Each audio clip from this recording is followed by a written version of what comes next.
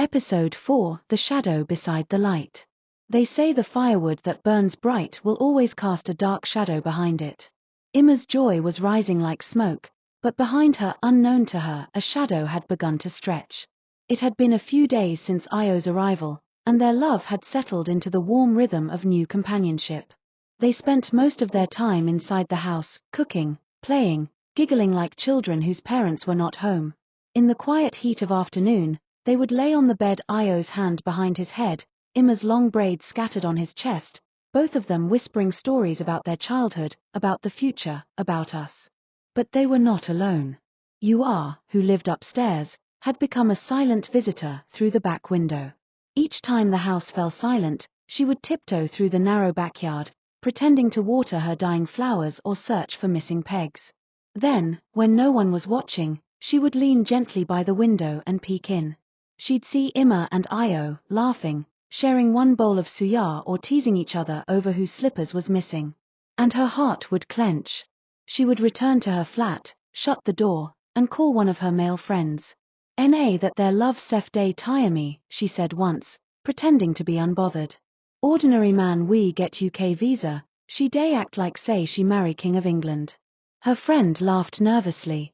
"You no go still like if you are hissed. Beg. No be man again. No be the same thing all of them day do?"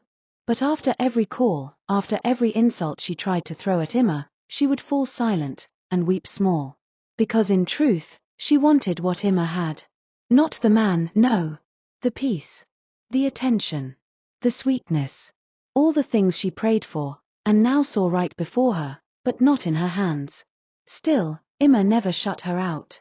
As love carried her like a river, she reached out and let Ua sail beside her. She invited her on almost every date, to the mall where Io bought her a gold wristwatch, to the pizza shop where they tried flavors with funny names, to the ice cream parlor that looked like a child's dream. Even when she and Io went swimming without inviting Ua, and Ua saw them walk out in swimwear, smiling, looking sweet, she quickly called. "Una day go out?" she asked with her voice calm but loaded. Emma smiled awkwardly. "Yes na pool. I know say make I call you because I feel say maybe Io just wn make we get space small today." Io, who overheard from the side, waved gently. "Tell her to come join. No be anything serious." Emma, now a little shy, nodded. "You sure?" Io laughed. "Emma, you too day overthink. She fit join us, na fun." Ua came in a tight black swimsuit. She didn't swim much, she just sat at the edge, dipping her legs into the water and watching them. Jealousy danced in her eyes like candlelight in a dark room. One day, Io came back from a brief outing and brought gifts, bags full of small clothes, shoes, a necklace, perfume. Emma was so excited, she dropped to her knees and said, "My king, thank you. God bless you." But Ua, not to be outdone, lay flat on her stomach before him, arms stretched like a beggar seeking blessing. "Io, you're too much. God bless you. You're the best man on this earth." She shouted it with such theatrical passion, the air in the room shifted. Emma gave a small laugh, confused but too kind to say anything. Io just smiled politely. But the message was clear. Ua wasn't just grateful, she was positioning herself. A parable hung in the air that night. Not every hand that claps for you wants your song to last. Some are just testing the weight of your fall. That night, Ua didn't return straight home. She ended up at a bar, seated on a wooden stool beside her usual male crew, the ones who always drank more than they spoke. She ordered 3 bottles, drank 1.5 herself. She laughed, gossiped, and then went quiet. One of the guys leaned closer. "Ua, you day alright? You day look somehow." She waved him off. "I day fine. I just day think." But the truth?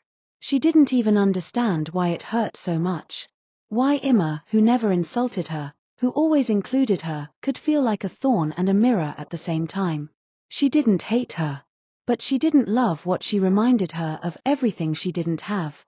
3 weeks passed like a soft wind. The joy was heavy, the nights deep, the mornings full of quiet breakfasts and shared laughter. But time, as always, came to collect its due.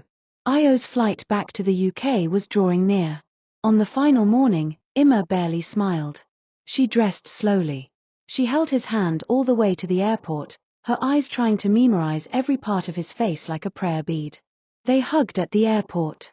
Long tight. He whispered into her ear, "I'll come back. This is not goodbye." She nodded, her eyes full. And just like that, he left. Emma sat in the cab back home, alone. The car moved fast, but her heart moved slowly. When she entered her apartment, she dropped her bag, sat on the floor, and stared at nothing. Her heart was still full of him, of his scent, his laughter, his warmth. Now, it was all gone, like smoke from a burnt offering. She didn't cry. She just sat there, quiet. Her body still. Her spirit aching like an empty calabash. Then, a knock. It was UR. But this time, she didn't come for gist. She came for something unimaginable.